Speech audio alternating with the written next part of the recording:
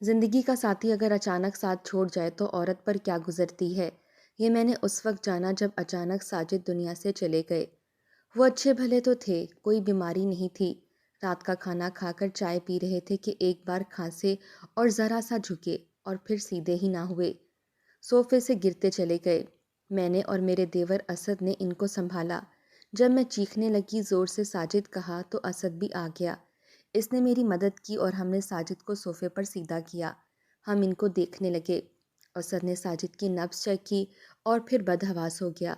اس کی حالت دیکھ کر میں نے چیخنا شروع کر دیا، اسد کیا ہوا ہے ساجد کو؟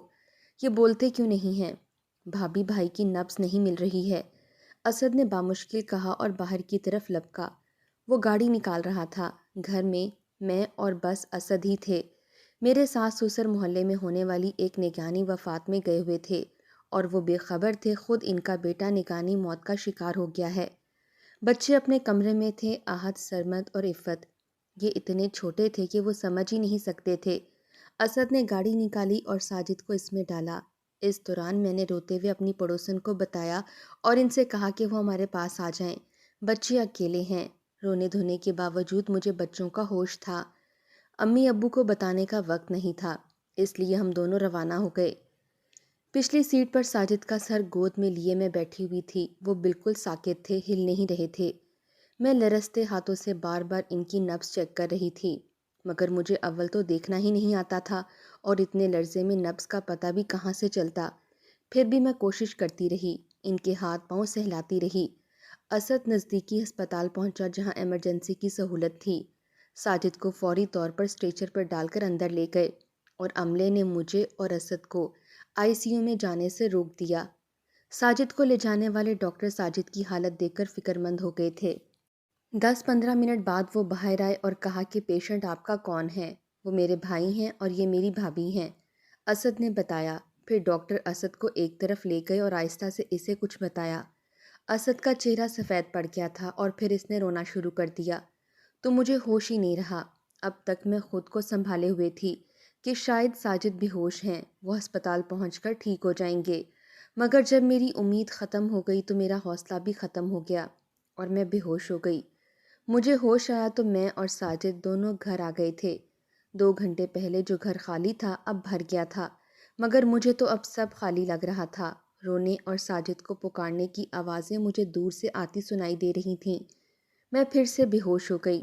اگلی بار ہوش آیا تو صبح ہو چکی تھی اور ساجد کو ان کی آخری آرام گاہ کی طرف لے جانے کی تیاریاں مکمل ہو چکی تھیں۔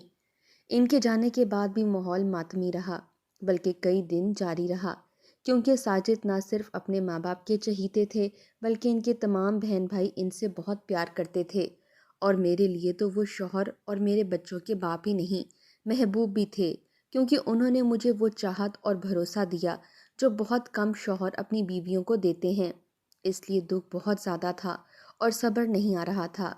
یا کوئی اپنا اچانک سے چلا جاتا ہے تو اس کی یادیں بہت دن تک ذہن اور مصروفیت پر حاوی رہتی ہیں، مگر دنیا ایسی چیز کا نام ہے کہ انسان کو رفتہ رفتہ اپنی طرف کھینچی لیتی ہے۔ احد اور سرمد اسکول جاتے تھے اور ان کا دوسرا ٹرم چل رہا تھا۔ گرمیوں کی چھٹیوں میں بچوں کو لے کر میں امی کے گھر آ گئی۔ میرے 2 بڑے بھائی تھے جو امی ابو کے ساتھ ہی رہتے ہیں۔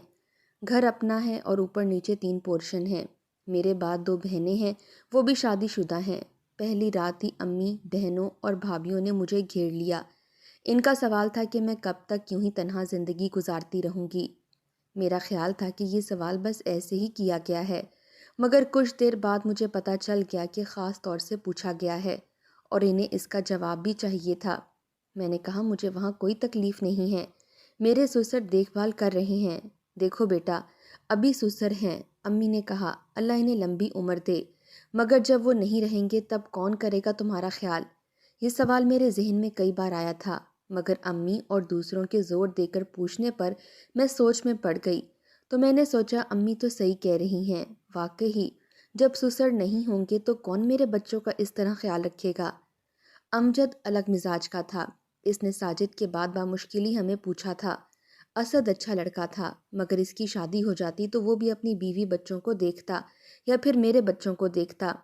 میری ایک بھابھی شمع بھابھی نے مجھ سے کہا، تم ابھی جوان ہو، 32 साल की नहीं हुई। भाभी तुम अपनी ज़िंदगी के बारे में सोचो। उन्होंने तरगीब देने के अंदाज में कहा। ज़िंदगी पर तुम्हारा हक है। जवान औरत के लिए जो शौहर के साथ रह चुकी हो, अकेले रहना बहुत बड़ा अजाब है। मैं जानती हूँ, तुम दूसरी शादी का सोचो। भाभी ये मुमकिन नहीं है। मेरे छोटे से बच्चे हैं, इन पर सौतेले बाप का साया नहीं डालना चाहती। ज़रूरी नहीं कि हर सौतेला बाप जालिम हो। दुनिया में अच्छे लोगों की कमी नहीं है। ठीक कह रही थी वो, लेकिन मैंने फ़िलहाल कोई जवाब नहीं दिया। मैं फिर घर आ गई कि ये लोग मुझसे इसी तरह के सवाल करते रहेंगे और अब मैं अपने ससुराल से अम्मी के घर नहीं जाऊंगी। मेरा ख्याल था कि मेरा अंदाज़ दूसरों को समझाने के लिए काफ़ी था कि मैं दूसरी शादी नहीं करना चाहती, मगर मेरी अम्मी उन औरतों में से हैं जो एक बात की ठान लें तो इसे पूरा करके दम लेती हैं। घर पर इनकी हुकूमत थी। अब्बू के साथ भाई और भाभी भी अम्मी की बात पर अमल करते थे। अगर अम्मी एक फ़ैसला कर लें तो फिर किसी में इतनी जुर्रत नहीं कि इनकी मुखालफत करे। उन्होंने फ़ैसला किया कि मेरी दूसरी शादी वो करेंगी, तो सबसे पहले उन्होंने अब्बू और भाइयों को अपना हमनवा बना लिया, अपने साथ कर लिया, क्योंकि इसके बाद मैं गई तो अब्बू और भाइयों ने भी अम्मी वाली बात की। मैंने इनको भी वही जवाब दिया कि मैं अपने बच्चों पर सौतेले बाप का साया नहीं डालना चाहती। कई महीने तक ये सिलसिला चलता रहा। फिर अचानक अम्मी और दूसरे घर वालों ने अपना पैंतरा बदल लिया और फिर एक दिन अम्मी अब्बू के साथ मेरे ससुराल आ गईं। मैं समझी कि मिलने आई हैं मुझसे, बेटी का दुख दर्द बांटने आई हैं, मगर वो तो मेरी सास और ससुर से मेरी दूसरी शादी का जिक्र छेड़ने आए थे। मैं समझ गई कि बात अब मेरे ससुराल तक आ गई है। मेरे ससुर ने कहा कि मैं खुद भी इस बात को मानता हूँ कि बेवा की जल्द अज जल्द दोबारा शादी कर दी जाए, मगर असल मसला तो शाहीना का है। शाहीना की फ़िक्र आप मत करें। अम्मी ने कड़े तेवरों के साथ कहा, हम इसे मना लेंगे, बस आप लोग इसे बहकाना बंद कर दें। इस घटिया इल्ज़ाम पर ना सिर्फ मेरे ससुराल वाले बल्कि मैं भी हैरत से अम्मी को देखने लगी। मैंने तड़प कर कहा, अम्मी क्या कह रही हैं आप? ये तो मेरे माँ बाप की तरह मेरा ख्याल रख रहे हैं। अगर माँ बाप की तरह ख्याल रख रहे होते तो तुम्हें शादी पर रजामंद करते, यूं सुकून से ना बैठे होते। मेरे ससुर ने जब्त करते हुए कहा, बहन आप हम पर इल्ज़ाम लगा रही हैं। ये इल्ज़ाम नहीं है। अगर खुदा न खास्ता आपकी बेटी यूँ बेवा हो जाए तो क्या आप इसकी दूसरी शादी की फ़िक्र नहीं करेंगे? औरत का सहारा कौन होता है? इसका शौहर। क्या इसको सहारे की ज़रूरत नहीं है क्या? अम्मी ने इस अंदाज से कहा कि वो बेचारे लोग लाजवाब हो गए। मेरी सास ने सिर्फ इतना कहा, बहन शाहीना आपकी बेटी है। अगर आप समझती हैं कि हम इसका भला नहीं चाहते तो आप इसका फ़ैसला करने के लिए आज़ाद हैं। मैंने यही सोचा है कि मैं इसे यहाँ से ले जाऊँगी। मैं नहीं जाऊँगी, मैंने कहा। मेरे ससुर ने कहा, बहन आपने एक बात कर दी है तो एक बात हम भी कहेंगे। शाहीना की दूसरी शादी आप करवा सकते हैं, मगर बच्चे हमारे साथ रहेंगे क्योंकि हमारा खून है। मैं फिर से तड़प गई। नहीं, मैं अपने बच्चों को छोड़कर कहीं नहीं जाऊंगी। अम्मी ने कहा, बच्चे आप शौक से रखें, और मुझे डांटते हुए कहा, तुम जज्बाती बातें कर रही हो। और इतनी सख्त मेरी माँ हो सकती थी मैं सोच भी नहीं सकती थी। मेरी सास भी कहने लगी, आप शौक से अपनी बेटी को ले जाएं, मगर मेरे बेटे के बच्चे हमारे पास ही रहेंगे। मैं रोती रही, पीटती रही, यही सोचती रही कि मैं अपना हक इस्तेमाल करूंगी, लेकिन मैं ये भूल गई थी हमारे माशरे में, हमारी सो कॉल्ड सोसाइटी में औरत का कोई हक हासिल नहीं है। फिर मैंने भी मेरे माँ बाप, मेरे मैके वालों के फैसले पर सर झुका दिया। मुझे भी शादी करनी पड़ी। फैसल का रिश्ता अखबार में आया था। इसने लिखा था कि किसी बेवा या तलाक याफ्ता से भी शादी कबूल है। एहसन भाई ने इसके बारे में अम्मी को बताया तो अम्मी खुश हो गईं। उन्होंने फौरी तौर पर फैसल से बात की। इसकी तालीम और इसका अंदाज़े बयां देखकर मेरी माँ तो इसके पीछे पागल हो गई। ये भी नहीं सोचा कि थोड़ी इन्वेस्टिगेशन कर लें। बस अपनी बेवा बेटी का निकाह एक ऐसे शख्स से करवा दिया जो बदमाश अयाश था। सिर्फ ज़ाहिरी खद्दोखाल देखकर मेरी माँ ने अपनी बेटी का सौदा कर दिया। रोज़े अव्वल से ही फैसल का रवैया मेरे साथ लिया दिया था, जैसे ज़बरदस्ती इसने शादी की हो। दूसरे दिन मुझे अंदाज़ा हो गया कि इसके किचन में खाने पीने के लिए कुछ नहीं है। जब मैंने इससे कहा कि मुझे सौदा ला दें, मैं घर पर खाना बनाऊंगी, तो उसने कहा, क्या ज़रूरत है, बाहर से सब मिल जाता है, तीनों टाइम का बाहर से आ जाएगा। मुझे बाहर के खाने पसंद नहीं हैं, आप ले आओ सौदा। मैं तो नहीं ला के दूंगा। इसके बाद मुझे इससे पैसे मांगने की हिम्मत नहीं हुई। इसका जवाब वाजिया था कि वो मुझे सौदा लाकर नहीं देगा। شادی کے وقت بھی وہ صرف ایک جوڑا لے کر آیا تھا جس میں میں رخصت ہو کر آ گئی تھی۔ اس نے کوئی زیور بھی نہیں دیا تھا۔ میں اپنی ہی شادی کا ایک سیٹ پہن کر آ گئی تھی۔ نہ جانے میری چھٹی حص تھی یا کوئی اور چیز تھی کہ قدرت میرا ساتھ دے رہی تھی۔ اس بار میں نے اپنا سارا زیور امی کے پاس رکھوا دیا تھا کہ بعد میں لے جاؤں گی۔ شادی کے ہفتے بعد فیصل نے مجھ سے کہا کہ چلو کہیں ہنی مون پر چلتے ہیں۔ میں نے بے دلی سے کہا کہ کہاں چلیں گے؟ پہاڑی علاقے میں۔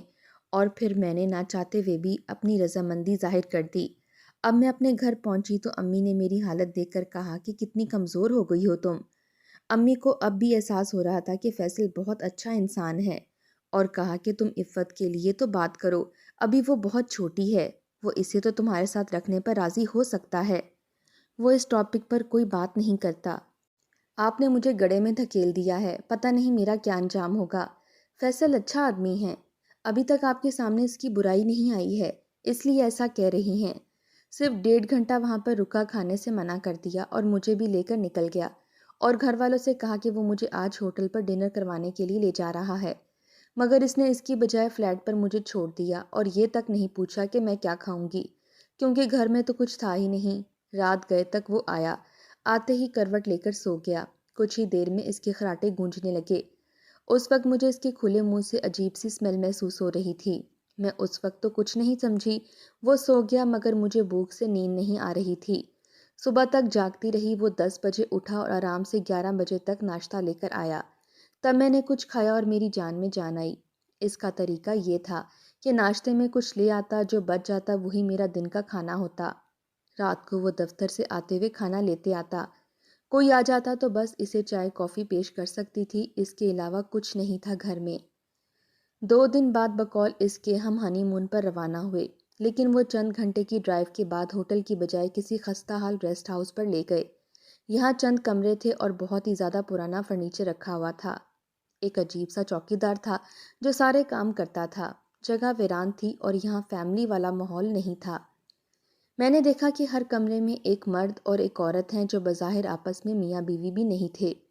کمرے اس طرح کے تھے کہ اندر ہونے والی باتیں اور آوازیں باہر تک صاف سنائی دے رہی تھیں۔ میں نے وحشت زدہ ہو کر فیصل سے پوچھا، یہ آپ مجھے کہاں لے آئے ہیں؟ کیوں، کیا برائی ہے یہاں؟ یہاں کا ماحول دیکھ رہے ہیں؟ ہمیں ماحول سے کیا، ہم تو انجوائے کرنے آئے ہیں۔ میری سمجھ میں نہیں آ رہا تھا کہ اس اجاڑ سے مقام پر انجوائے کرنے والی کیا بات ہے۔ ریسٹ ہاؤس جس پہاڑی پر تھا، اس کے چاروں طرف گھنا جنگل تھا اور ایسی جھاڑیاں اگی ہوئی تھیں جن پر کانٹے تھے۔ راستہ نہایت خراب تھا۔ پہلی رات آس پاس سے جس قسم کی آوازیں آئیں، مجھے یقین ہو گیا کہ یہ عیاشی اور فحاشی کا اڈا ہے۔ صبح ہوتے ہی میں نے فیصل سے کہا کہ مجھے ابھی اور اسی وقت جانا ہے اپنے گھر، میں یہاں 1 منٹ بھی نہیں رک سکتی، ابھی ہم نہیں جا سکتے۔ اس نے بے پرواہی سے کہا، پلیز فیصل، بس 1 دن کی بات اور ہے، کل صبح ہم یہاں سے چلے جائیں گے۔ مجھے اس جگہ سے گھن آ رہی تھی۔ شام ہوتی وہاں نئے لوگ آ گئے اور فیصل بھی کہیں چلا گیا۔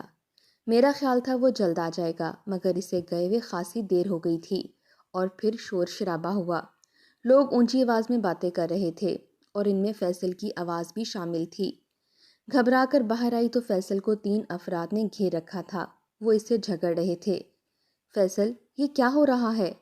تم اندر جاؤ، اس نے تیز لہجے میں کہا، اور میں ان آدمیوں کے گھورنے پر اندر آ گئی۔ تھوڑی دیر بعد فیصل گھبرایا ہوا کمرے میں آیا اور مجھ سے کہا، سنو، میں ایک چکر میں پھنس گیا ہوں۔ میں نے کہا، کیسا چکر؟ مجھے ان لوگوں کو رقم دینی ہے۔ کیوں دینی ہے؟ کچھ پرانا معاملہ ہے۔ یہ بہت خطرناک لوگ ہیں، اگر انہیں رقم نہ دی تو یہ بہت کچھ کر سکتے ہیں۔ فیصل نے کہا تو اس کی آواز لرز رہی تھی۔ میرے پاس رقم نہیں ہے، تم اپنا گولڈ کا سیٹ دے دو۔ وہ میں نہیں دے سکتی۔ شاہینہ، سمجھنے کی کوشش کرو، یہ بہت خطرناک لوگ ہیں۔ میری جان اور تمہاری عزت دونوں خطرے میں ہیں۔ اس کا منہ بند کرنے کا ایک ہی طریقہ ہے۔ یہ سن کر میرے ہوش اڑ گئے۔ مجھے ان کی وہ نظریں یاد ہیں جن سے انہوں نے مجھے دیکھا تھا۔ میں نے گھبرا کر کہا کہ ٹھیک ہے، آپ دے دیں، مگر اس سے آگے اس نے سنا ہی نہیں اور لپک کر میرا سیٹ اتارنے لگا۔ ساتھ ہی کہہ رہا تھا کہ تھینک یو شائنی، میں جلد تمہیں اس سے بھی اچھا سیٹ بنوا دوں گا، اور مجھے یقین تھا کہ وہ مجھے کبھی بھی یہ سیٹ نہیں بنوا کر دے گا۔ تھوڑی دیر بعد جب وہ سیٹ دے کر واپس آ گیا تو کہنے لگا کہ شکر ہے کہ میری جان چھوٹ گئی۔ میں نے اسے کہا کہ یہ کیا معاملہ تھا، کیا چکر تھا؟ کیا آپ نے ان سے قرض لیا تھا؟ نہیں، بزنس کا کوئی چکر تھا۔ اور پھر جب ہم دونوں سو گئے تو آدھی رات میں میری آنکھ کھلی۔ فیصل کمرے میں نہیں تھا۔ میں گھبرا کر اٹھی کیونکہ واش روم کی لائٹ بند تھی۔ دروازہ اندر سے لاک تھا۔ فیصل چابی لے کر گیا تھا۔ میں نے آہستہ آہستہ دروازہ کھولا اور باہر جھانکا۔ باہر کوئی نہیں تھا، نہ کوئی آواز آ رہی تھی۔ اچانک مجھے ہنسی کی آواز آئی۔ مجھے یوں لگا کہ فیصل ہنسا ہے۔ میں باہر نکلی تو مجھے آخری کمروں سے اس کی آواز اور کچھ اور آدمیوں کی آواز آنے لگی جو اس سیٹ کے ملنے پر خوشی منا رہے تھے، اور وہ سب نشے میں ڈوبے ہوئے تھے۔ پہلی بار مجھے پتا چلا کہ فیصل شراب پیتا ہے۔ وہ کمرے میں آیا تو مجھے جاگتے ہوئے دیکھ کر ٹھٹکا۔ تم جاگ رہی ہو؟ ہاں، آپ کہاں چلے گئے تھے؟ میں نے چپتے ہوئے لہجے میں پوچھا۔ وہ میرا دل گھبرا رہا تھا، اس لیے باہر چلا گیا تھا، اس نے سنبھل کر کہا۔ میرا دل چاہا کہ میں اسے بتا دوں کہ وہ اصل میں کہاں تھا، مگر میں چپ رہی، اور مجھے یقین ہو چلا تھا کہ اس نے میرا سیٹ ہتھیانے کے لیے یہ ڈرامہ ترتیب دیا تھا۔ مجھے اپنی بے وقوفی پر احساس ہو رہا تھا کہ میں نے بنا سوچے سمجھے اس کی باتوں میں آ کر اپنا قیمتی سیٹ اس کے حوالے کر دیا۔ دوسرے دن جب ہم گھر لوٹ آئے تو شام کو ہی وہ مجھے امی کے گھر لے گیا۔ امی نے میرے گلے میں سیٹ موجود نہ دیکھ کر کہا کہ شائنی، تمہارا سونے کا سیٹ کہاں گیا؟ وہ آپ کے داماد نے مجھ سے لے لیا ہے، بلکہ چھینا گیا ہے، اور مجھے فیصل پر شک ہے۔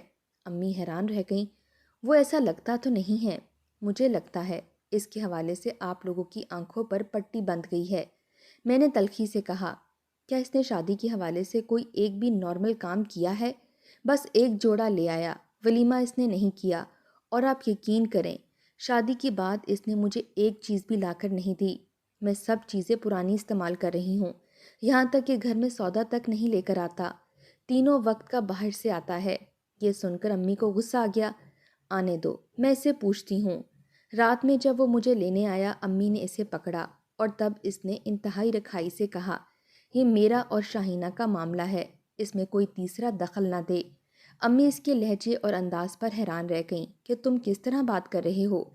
جس طرح بات کی جائے گی میں اسی طرح جواب دوں گا۔ میں آپ کا داماد ہوں، آپ نے اپنی بیٹی کے لیے مجھے خریدا نہیں ہے۔ اس بار ابو اور بھائی بھی بگڑ گئے، انہوں نے دخل دیا تو وہ اکھڑ گیا۔ اس نے مجھ سے کہا کہ چلو، بہت شوق تھا نا تمہیں اپنے گھر آنے کا، میری بےعزتی کروانے کا۔ گھر آ کر وہ مجھ پر برس پڑا۔ تم سے اتنی سی بات چھپائی نہیں گئی، فوراً جا کر اپنے گھر والوں کو لگا دی۔ وہ کون ہوتے ہیں مجھ سے سوال جواب کرنے والے؟ آپ بھول رہے ہیں میری ماں نے ہی آپ کو چنا ہے میرے لیے، تو انہوں نے مجھے غلام نہیں بنا لیا۔ آپ نے میرا سیٹ لیا ہے، سونے کا سیٹ لیا ہے، وہ میری نہیں میرے سابقہ شوہر کی امانت ہے، میرے بچوں کی امانت ہے، میرے پاس اس کی نشانی تھی۔ تمہاری ہر چیز پر میرا حق ہے۔ اس نے انگلی اٹھا کر ہر ایک لفظ پر زور دیتے ہوئے کہا۔ میرے اندر جیسے خطرے کی گھنٹی بجنے لگی۔ تو کیا اب اس کی نظر میرے باقی زیور، زمین اور بینک اکاؤنٹ پر ہے؟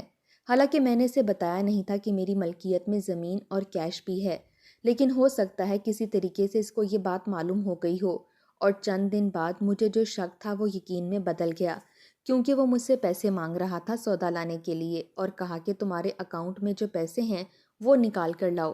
میں نے کہا کہ وہ میرے بچوں کے پیسے ہیں، میں نہیں لاؤں گی، اور پھر میں نے اپنا موبائل نکالا۔ امی کو کال کرنے جا رہی تھی، اس نے اچانک جھپٹ کر مجھ سے موبائل لے لیا، دیوار پر دے مارا، اور پھر مجھے گردن سے پکڑ لیا، گالی دیتے ہوئے پاس آ کر بولا، تو کیا سمجھتی ہے میری شکایت کرے گی اپنی ماں سے؟ وہ میرا کیا بگاڑ لے گی بڑھیا؟ تم لوگوں کو پتہ نہیں میں کیا کروں گا۔ اس نے یہ کہتے ہی اچانک اپنا سر میرے ماتھے پر مارا، اور میرا سر چکرا گیا، میں بے ہوش ہو گئی، اور پھر جب مجھے ہوش آیا تو میں ایک بند بہت ہی گندے سے کمرے میں تھی۔ دروازہ بند تھا۔ میں نے چلانا شروع کر دیا، دروازہ کھولو ورنہ میں اس کو توڑ دوں گی۔ اگر تم نے یہ دروازہ کھلوانے کی کوشش کی، یاد رکھنا دروازہ پھر کبھی بند نہیں ہوگا، اور پھر اس جگہ تمہیں بھیجوں گا جہاں سے کوئی واپس نہیں آتا۔ اس نے بڑی بے رحمی سے کہا۔ مجھے کیوں لائے ہو یہاں پر؟ تاکہ تم شرافت سے میری بات مان لو۔ کون سی بات؟ میں کچھ کاغذات دوں گا، ان پر سائن کرو، اور بولا دوسرے تم اپنے بینک اکاؤنٹ کی رقم میرے بتائے ہوئے اکاؤنٹ میں ٹرانسفر کرو گی۔ کسی صورت نہیں، میں نے غصے میں کہا، وہ سب میرے بچوں کا حق ہے، میرے شوہر کی نشانی ہے۔ تم نے شاید غور نہیں کیا کہ تم کہاں ہو اور یہاں کس قسم کے لوگ رہتے ہیں۔ میں اسے گھورنے لگی۔ تم گھٹیا تو ہو، لیکن ساتھ ہی بغیرت بھی ہو، اس کا مجھے اندازہ نہیں تھا۔ میں تمہاری بیوی اور عزت ہوں، یہ سب بکواس ہے۔ اور بے پرواہی سے وہ بولا اور ہاتھ سے مال کا اشارہ کیا، اصل اہمیت اس کی ہے۔ اگر میں تمہاری بات نہ مانوں تو تمہارے ساتھ کچھ بھی ہو سکتا ہے۔ ابھی بینک کا ٹائم باقی ہے۔ وہ مجھے میرے بینک تک لے آیا۔ کیونکہ میرے پاس دوپٹہ اور پیروں میں پہننے کو کچھ نہیں تھا، اس لیے اس نے میرے لیے دوپٹہ اور ایک سینڈل لے لیا۔ ہم بینک میں داخل ہوئے۔ اندر آتے ہی میں تیزی سے بینک مینیجر حامد علی کے کمرے کی طرف بڑھی۔ وہ ساجد کا دوست تھا اور مجھے پہچانتا تھا۔ غالباً فیصل کے گمان میں بھی نہیں تھا کہ میں ایسی کوئی حرکت کر سکتی ہوں، اور وہ وہیں کھڑا رہ گیا۔ مجھے یوں آتے دیکھ کر کہا کہ بھابھی آپ؟ حامد بھائی پلیز اپنے گارڈ سے کہیں اس شخص کو پکڑ لیں، مجھے گن پوائنٹ پر یہاں لایا ہے۔